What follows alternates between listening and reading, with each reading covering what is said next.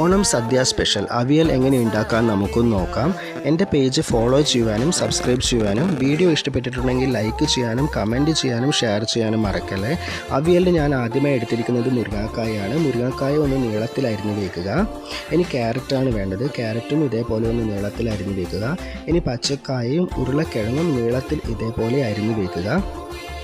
ഇനി വേണ്ടത് ചേനയാണ്. ചേനയും കുക്കുംബറും ഒന്ന് നീളത്തിൽ ഒന്ന് അരിഞ്ഞ് വയ്ക്കുക. ഇതേപോലെ നമുക്ക് വേണ്ടത്ര വെജിറ്റബിൾസൊക്കെ ഇതിനകത്ത് ആഡ് ചെയ്യാവുന്നതാണ്. അതുപോലെ പയറും വേണമെങ്കിൽ നമുക്ക് ആഡ് ചെയ്യാം. അപ്പോൾ ഞാൻ ഈ കഷ്ണങ്ങളൊക്കെ ഒന്ന് കഴുകിയെടുത്തിട്ട് ഒരു പാത്രത്തിലേക്ക് ഇട്ടു. ആവശ്യത്തിന് വെള്ളം ഒഴിച്ചു കൊടുത്തു. 1/4 ടീസ്പൂൺ മഞ്ഞൾപ്പൊടി, 1/2 ടീസ്പൂൺ മുളക് പൊടി, 1/2 ടീസ്പൂൺ ഉപ്പ് ചേർത്ത് കൊടുത്തു. പിന്നെ ആഡ് ചെയ്തിരിക്കുന്നത് 1 ടീസ്പൂൺ കോക്കനട്ട് ഓയിലാണ്. അതും കൂടി ഒന്ന് ചേർത്തിട്ട് നല്ലോണം ഒന്ന് മിക്സ് ചെയ്യാം. ഇനി ഒരു 20 മിനിറ്റ് തിളപ്പിക്കേണ്ടതായിട്ടുണ്ട്. ആവശ്യത്തിന് കറിവേപ്പില കൂടി ഇട്ട് കൊടുത്തു.